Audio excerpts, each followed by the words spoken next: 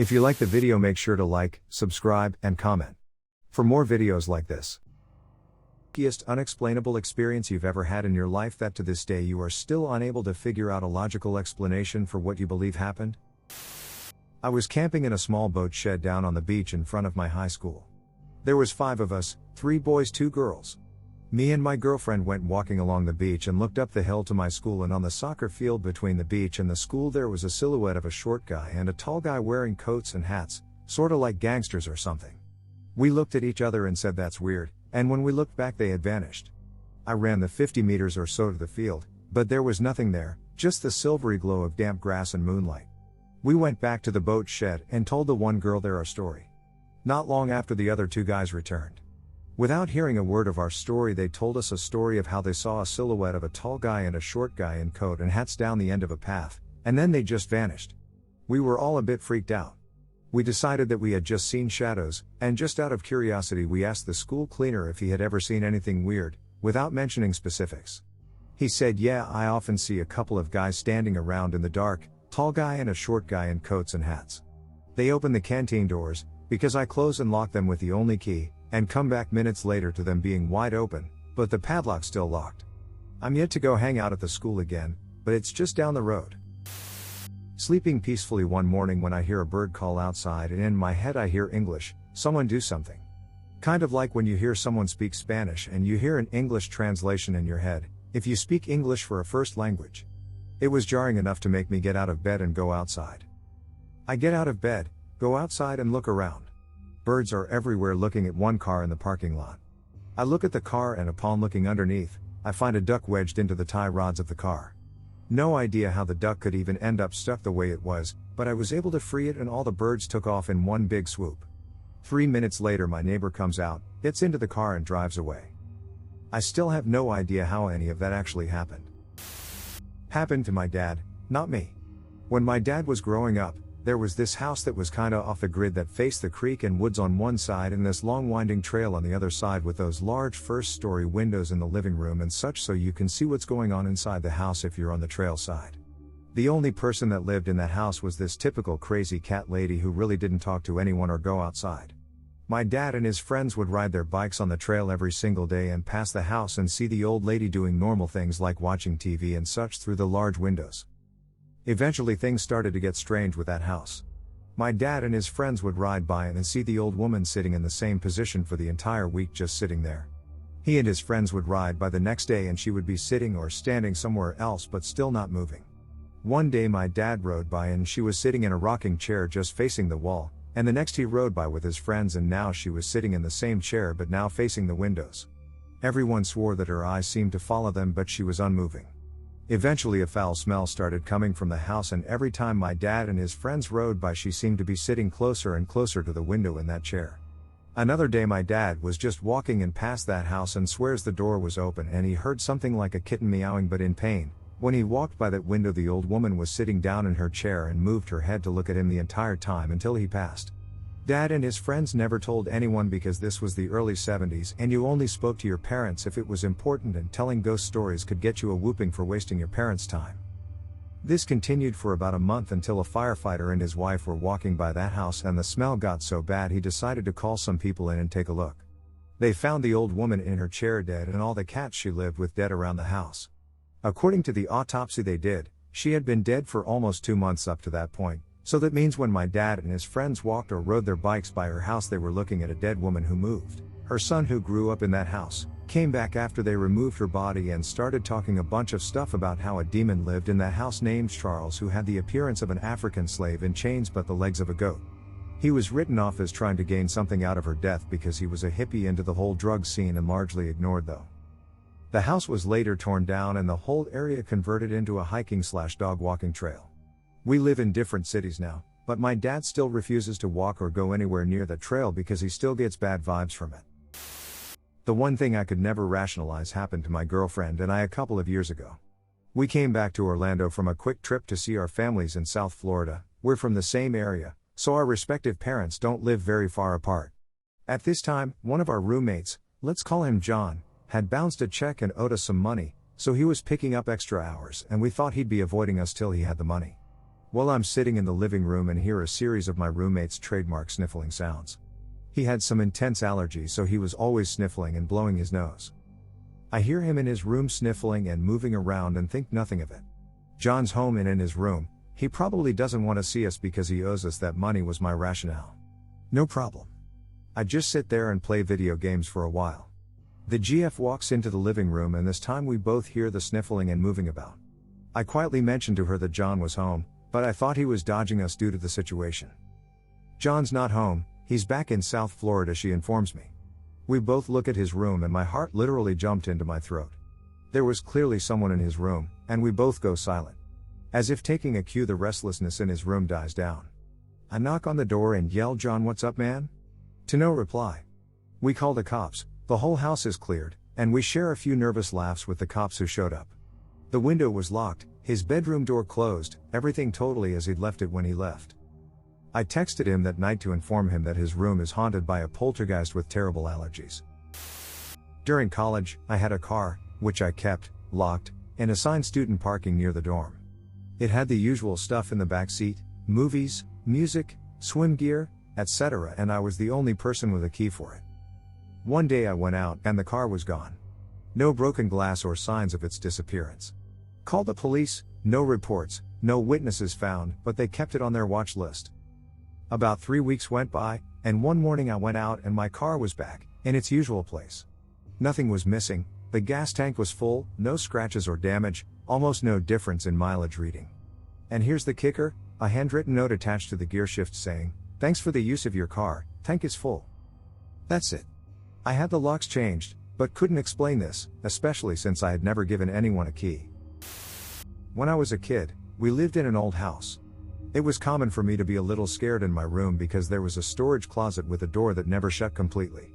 Because of the way the door was warped, it was open just a little more at the top, so in the dark, when I looked at it, it looked like the door was opening. It never was, and I knew there was nothing in the closet, but it still scared me.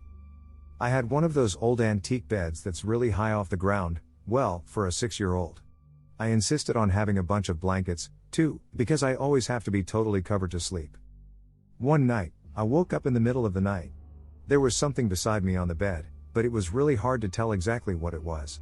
What it looked like was someone's hand on the bed, as if they were lying on the floor and had their arm up, with their hand resting on the bed. Even at that age, I was pretty rational and I figured it was just one of my many blankets that had slipped partially off the bed. I felt around and all of my blankets were there.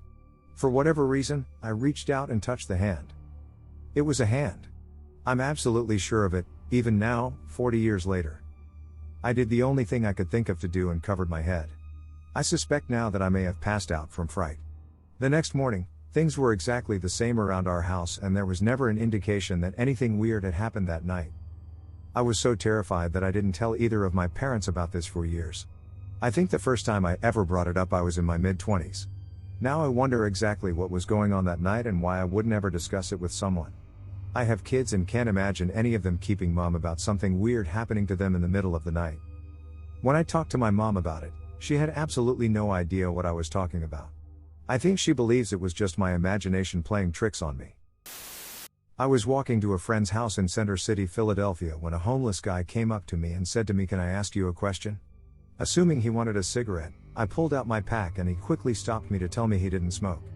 This triggered a 20-minute conversation where he told me about his life as a soldier in the US Army, as a church musician, and as a pro boxer.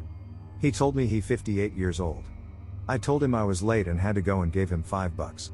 As I was walking away, he shouted to me, "Look me up, kid." Baby Kid Chocolate was my boxing name. So I looked him up on my phone right away and sure enough, there he was. I was super stoked, so I told my friend about it when I got his house that I had met a pretty well-known Philly-based boxer on the street. The next day, I found myself bored and looking up more about Baby Kid Chocolate. I finally stumbled upon an article saying he had passed away on January 30th of 2015. About a week and a half before all this happened. He was 58 when he died. I don't know what to think. I lost about 7 hours of time that I can't explain or account for. I was still in college. I came back from classes and decided to go for an evening run. It was about 5 p.m. and the sun was still up. I remember putting on my workout clothes. I went out the front door and locked it. I know I walked to the street because I remember stopping at the mailbox at the end of my driveway. Then all of a sudden I was back in my living room sitting on the couch. I was totally confused. It was dark outside and the clock said it was 12:04 a.m. I was wearing different clothes and I must have taken a shower. My hair was still damp, but I have absolutely no memory of anything that happened between 5 p.m. and 12 a.m. For me it was just like that. 1 second I was standing in my driveway, the next second I'm in my living room like no time had passed. It would be just like if you blinked and when you opened your eyes again you were suddenly in a different room. I did not drink alcohol or use any drugs at that time and was pretty fit and healthy. No mental health issues. And it's not like I just dozed off or something. I was on my feet wide awake at 5 o'clock and I was totally awake at midnight. It felt like no time passed. I have a very clear memory of the day leading up to my run and a clear memory from 12 a.m. on. I was totally freaked out. I kept checking the clocks and looking out the windows because I didn't believe it could be right. I was racking my brain trying to remember what happened, but there was nothing. I searched the house for clues to where I was, nothing unusual except my workout clothes were in the hamper. I called all my friends and family to see if any of them had seen or heard from me earlier that evening, but no one had. I even drove my usually jogging route and asked some of my neighbors if they'd seen me running. Nothing. I kept watching the news for the next few days thinking something would get reported. It still really bothers me to this day. I've played out all the scenarios in my head and nothing seems to make sense. All I know is this: 1. I left my house between 5 o'clock and 5:10 p.m. for a jog. 2. At some point after that I came home. My normal jogging route takes about 30 minutes to run. 3. I took a shower. That was probably around 11 p.m. because my hair was still damp, but not wet, and there was a damp towel in the bathroom. 4. I changed into jeans and a t-shirt and I put my keys and wallet in my pockets like I was planning to go out, or I went out and came back. That's it. I felt fine, no pain, no injuries, nothing unusual, just a huge blank spot in my memory. I still think about it all the time. I'm not saying I believe it was something supernatural, but nothing like that has ever happened to me before or since. Where was I? What the heck was I doing? Did something happen to me? Why can't I remember it? I lived in a house that seemed to be haunted. Lots of stuff happening while my husband and I lived there. Together it seemed like a haunting, but when you took each occurrence separately there could be plausible explanations for all of them: shoddy electrical work, faulty appliances, house settling, coincidence, etc. Something happened one day we can't even logically explain, and my husband doesn't like to talk about it because he doesn't believe in any of that stuff. So one of the things we got semi-regularly was a knock at the door or window. It would happen once, we would answer the door, no one there. Bored kid seemed the logical explanation. One afternoon we got the knock, no one there. A few minutes later it happened again. No one there. We did a walk around the front of the house to scare off the little turds, saw nothing, went inside. Less than a minute later another knock, louder this time. My husband ran to the door and opened it quickly to try to catch them. Nothing. So we decided to catch them out this time. My husband ducked down behind the door and I hid at the curtains that face the front door area. The knocks came again. My husband threw open the door and I opened the curtain. There was no one out the front. There couldn't be. Less than a second later the loudest knocking I had ever heard came from our back glass door. I turned my head as I had a perfect view of the back door and yard, and nothing. Nothing at all. Then, while I was still looking, it happened again: knock, knock, knock. The glass vibrated from it, yet no one was there. We looked for rocks or anything else that could have been thrown, even though we knew it sounded nothing like rocks. It never happened again, and we moved out soon after, for different reasons. Okay, so this happened 7 years ago. I was studying for my archaeology degree, attending my first ever field school, which was part of my course. One of the geophysics lecturers was visiting with his young daughter. She was around 5 or 6, I think. As he spoke with my graduate supervisor whilst taking a look at our trench, the daughter spent a lot of time standing on the spoil piles at the edge of the trench. Anyway, they go home after a while. The next day we find a burial. It's nicely articulated and well preserved with large fist-sized stones lining the edge of its cut. So here's the weird thing. The day after we find the remains, the geophysics lecturer turns up at site with some odd news. In the evening after their visit, the little girl had drawn a sketch of a skeleton.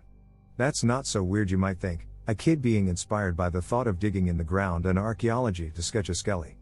Thing is, it gets odder. She managed to draw, a full day before we found any remains, what looked like a planned drawing of the skeleton in situ. It was fully articulated, with the arms crossed over the chest and the legs laid out straight.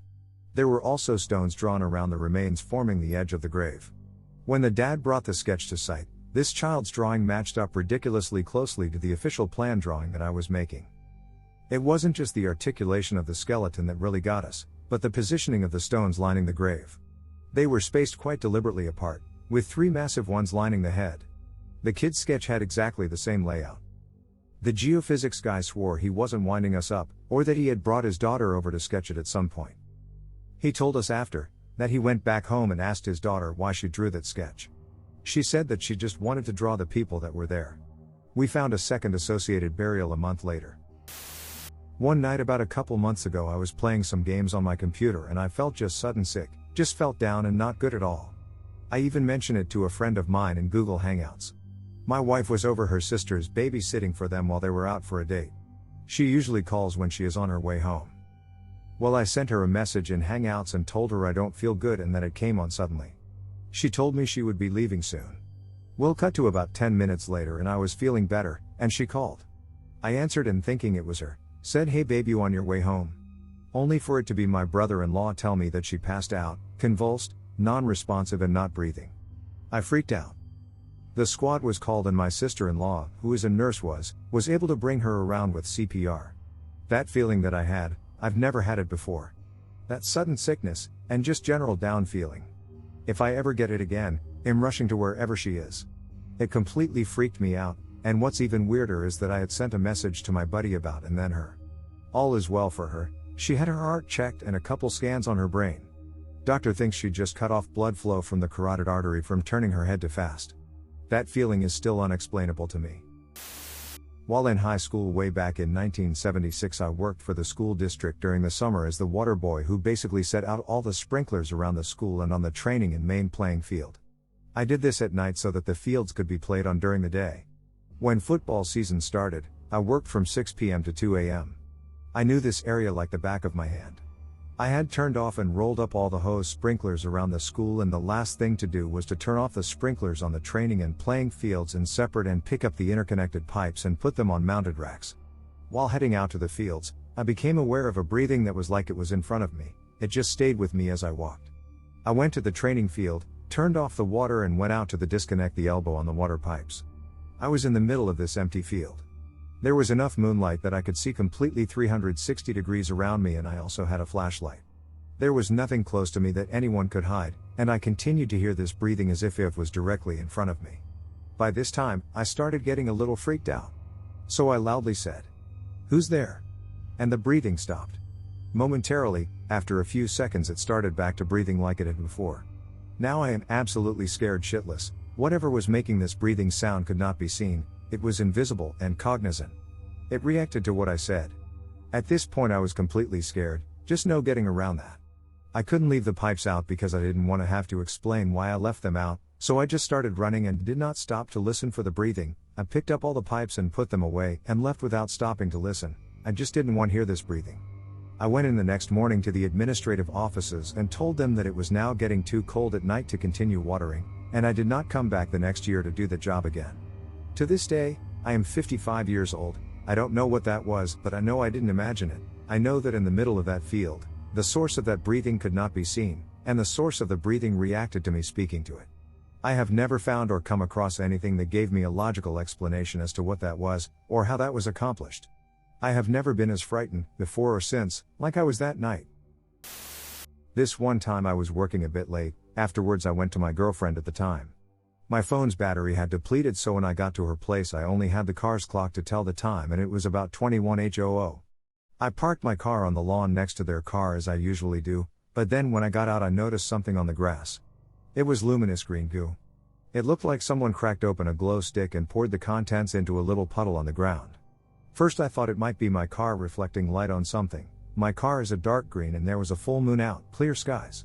So I tried to find the source of reflection by covering the goo with a hand, hovering my hand left and right to see if it changed the shape. It didn't. I then dragged my car keys through the goo and it smudged a bit. That's when I went inside to fetch a camera to take some pictures. I would have used my phone, but it had died. It took me about 20 seconds to get a camera, as I barely greeted my girlfriend upon entering the house. When I got back there was nothing. What freaks me out most is how much investigation I put into the goo only to return to nothing. To this day I don't know what it was, and I won't ever forget that night because of how much effort that went into trying to discern what it might be at the time I found it. I was in 9th grade and living at Fort Meade in Maryland. I worked as a bagger at the commissary. One night after work my mom came by and asked if I would like to go to the church with her. My mom took care of the nursery class at church and was going out to put some decorations up. My options were to go with her or ride my bike home and deal with my stepdad, who I hate. No brainer, I hopped in the van and went with her. The church is in Bowie, Maryland, so it was a bit of a drive. When we arrived, my mom unlocked the door while I carried a box of decorations in. When you walked in the door you were in the foyer and there was a hallway immediately to the left. You would go down that hallway and her room was the first on the left. We were the only ones there and we walked into the room after my mom locked the door behind us.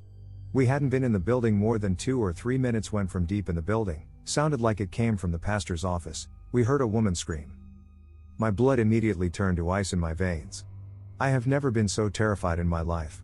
After a few seconds of trying to sort out what to do, we decided to open the window that faces the parking lot and book it for the van. As we were leaving, my mom said something that I didn't think was odd at the time, but upon reflection as an adult it seems horribly odd. She told me that I was never to tell anyone what we heard that night.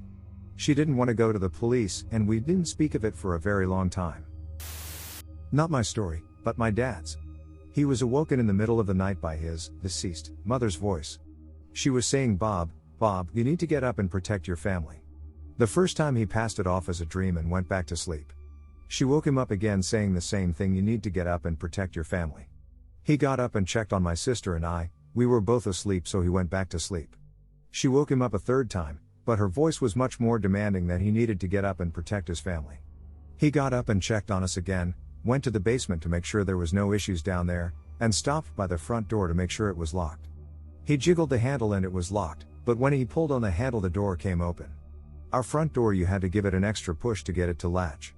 And it was not latched that night. My dad maintains it was my grandmother's voice who woke him up, which was partially the reason he didn't feel fear to hear it, it was comforting. I used to live at my aunt's house. Scary house, creaked a lot. I used to joke that it was haunted and whatnot.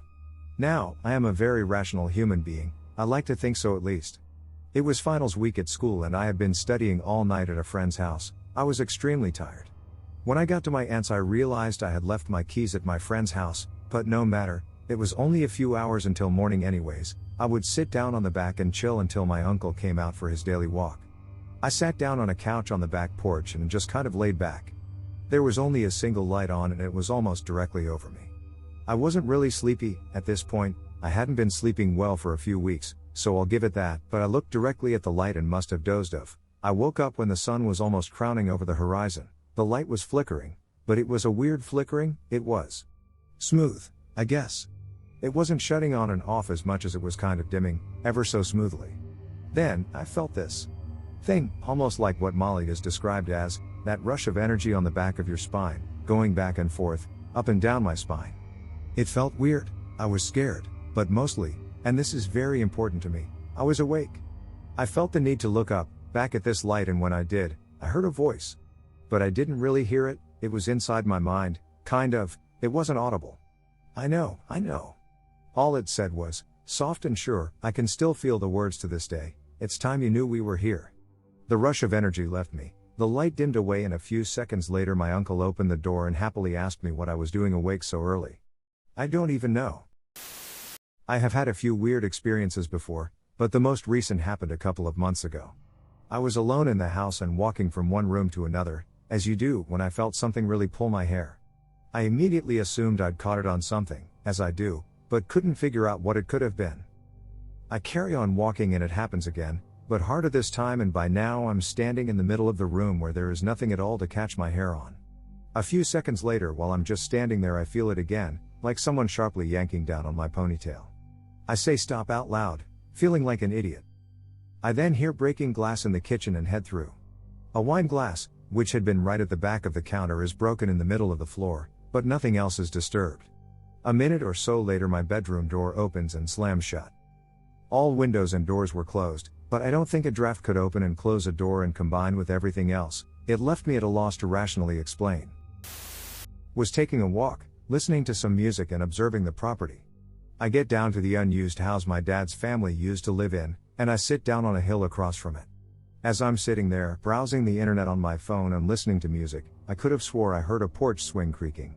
A very distinct noise, with the chains and hinges moving around. You couldn't mistake it, which was weird because the porch swing to that house has been upstairs in storage for a year or so, and not actually outside. Next thing you know, I'm looking at the house, and I see something move across the top window, but very fast. My family has had encounters with the paranormal in the past, so my first instinct was to nope the fuck out of there. I got halfway back to my current house at the other end of the property when I decided that someone might be breaking into the other house, so I shouldn't run away but rather do something. I grab a metal post from our burn pile and entered the house. Sure enough, the swing was most certainly swinging upstairs. Wind, maybe? I go up to check it out and that motherfucker was swinging at 40-degree angles consistently. The window was closed, and even if it was open no wind would do that. I put my hand on it to stop the swinging but one side kept struggling to swing, like someone was on the other side. I dropped the metal rod and noped the fuck out once more. My parents and I were in our car. I was around 12 years old at the time. We were driving home and saw a low-flying helicopter going towards our town beach over a secluded road that leads there. My father turned down the road to follow and see what was going on. As we continued down we got closer and closer to the aircraft. It had red and white lights in a linear length like a helicopter would, but as we got near, it was moving approximately the same speed as we were and directly across from us. There was no sound though. We had our windows down to try to grasp what we were watching, and nothing. The illusion of distance we suggested first, to explain the sound absence, but as we continued further it flew in front of a cliff that was less than 100 yards away. Traveling approximately 15 kilometers per hour. Silently. It reached the beach area and continued slowly out over the ocean, and then made a turn and sped up significantly. Shortly after, we returned to town, and there were a group of cars stopped in a hardware parking lot, saying they saw something in the sky accelerate extremely fast from the ocean area and fly off over a landscape of hills. To this day I can't explain what type of aircraft could have been so silent less than 100 yards away on a silent road in a small and quiet town on the south coast of Newfoundland. This happened to my most prolific psychedelic experience ever. My buddy had made some very high quality DMT, and having never truly blasted off before I was super eager to try it. He slapped some headphones on my head, put on Where's My Mind? By the Pixies, told me to take more than a few rips and I was off. For those who are unaware, DMT trips have a common association with meeting entities of higher consciousness, being shown non-human things, traveling to other dimensions, and experiencing unbelievably complex realities. Needless to say, I was greeted with some of the most beautiful and loving beings I've ever encountered, and it was beyond the most epic experience of my life.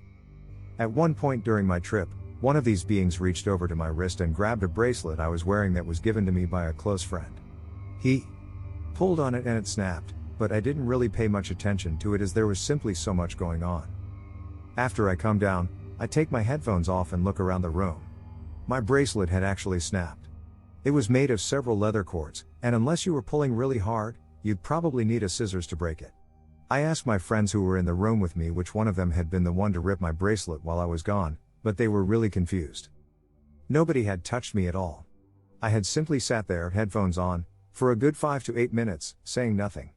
I didn't move, and nobody was even sitting next to me. At first I thought they were joking, but anyone who's smoked DMT will attest to the reality of the nature you're in.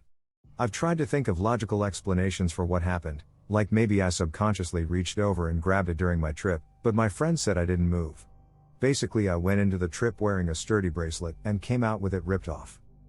Anyways, existential being number 203, you owe me a new bracelet. When I was about 8 years old my mother was turning the lights off and about to get me ready for bed. I was watching Dexter's Lab I think, and just enjoying the episode before having to go back to my room. My mother walked past me to turn off the large light behind our couch, and as soon as the light clicked I remember being in absolute darkness, which isn't right because I was just watching TV and the light shouldn't cause the TV to turn off. I couldn't move, I couldn't speak, I couldn't see my mother, the TV was seemingly off, and I was terrified. It was like time had completely stopped. I watched as a glowing figure appeared in my dining room. It had no face, emanated a bright light, wore a white robe, and carried a large book over top of its crossed hands. I didn't feel like I was in danger, I was just scared. I watched this figure slowly move from my dining room into the kitchen and then it was gone. Immediately the screams in my voice were no longer silenced, the TV light was back and my mother appeared next to me trying to figure out why I was freaking out. I told her what had happened, and many years later, when talking about this incident, she told me I was terrified too. I had seen the same thing in my bedroom weeks prior to you seeing it. Every time I remember this, I get chills. My family has an understanding that it's not to be brought up. I was about 11 years old and a friend and I were dropped off from a summer band thing. My parents and little brother had gone to visit my grandparents for the day and weren't home. I grew up in a secluded neighborhood surrounded by the woods, and it wasn't unusual to be left home alone for long periods of time. Anyways, we get home and then the answering machine is beeping. Typically I would ignore it, but we were playing Super Smash Bros. Or something and it was getting annoying. So I hit play. The message starts out as a woman talking hysterically, so frantic that it was impossible to make out what she was saying, but it sounded like she was terrified. Then the message goes dead for about 30 seconds, after which the girl clearly says, "He is watching," and then hangs up. My friend and I listen to the message, collectively freak out, and then run down the road to his house where we wait for my parents to come home. So my parents come back a few hours later and I force them to listen to the message. They're both a little uneasy, but try to keep us calm. My mom thinks the woman sounds like a friend of hers who must have butt dialed or something. She calls to ask. It wasn't her. So my dad calls the telephone company. Not only can they not trace the call, but they claim that there are no records that anybody had called our house that afternoon. My parents try to laugh it off, but, again, I can tell they are freaked out. Later that night, I'm tossing and turning in bed, too fucking scared to sleep when I hear a helicopter fly over the house, searchlight flashing in my backyard. Seconds later, police begin to swarm around my house and into the woods. It turns out that the son of a family that lived up on the road had fled after he learned the police were looking for him. He had been accused of violently, sexually abusing young boys, around the same age as me. He was camping out in this small patch of woods that my brother and I cleared out with the intention of building a fort. My friend and I would usually go hang out there when we got bored with video games. Finally, a thread I can contribute to. Okay. My dad is from Spain. They moved to the United States, Las Vegas specifically, in the 70s because my grandpa played professional Jai at the MGM. Before they moved here, they lived in Spain and were decently wealthy because he was a professional athlete. They kept their property there when they moved here. When I was about 12, we went back to Spain for vacation and after staying in some touristy spots, we made our way up to their property, which was kind of secluded. The house that they owned was previously a hospital that had been remodeled. The first floor was all living rooms, kitchen, sunroom, etc. The second floor had all been remodeled into bedrooms, and the third floor, they never touched, and it was still hospital rooms. So I was sleeping in the first room, closest to the stairs. My two cousins were sharing the room next to mine. In the middle of the night, I heard something dragging on the floor above me. It sounded like a table or a desk. So I assumed my cousins were playing a trick on me, since my dad had been teasing us about it being a hospital. So I got out of bed and went to go check their room. When I opened their door, they were awake, staring at the ceiling. So being kids, we went up to the third floor to investigate. Checked every room. Nothing. Not even a piece of furniture to drag.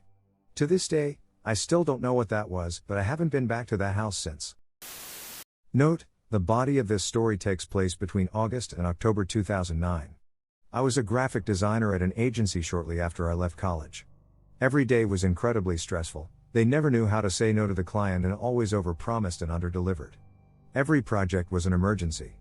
Finally, my then girlfriend, now wife, suggested that I try meditation. I am in no way a religious guy, but I can admit strange and unexplained things happen outside the realm of what we understand as normal. So I did some minor research and started off with Kundalini meditation and borrowed an album from a coworker to guide me through it. The first time I did it, I was just a little dizzy. There are a lot of breathing methods implemented in most meditations, but Kundalini asks you to do several different types.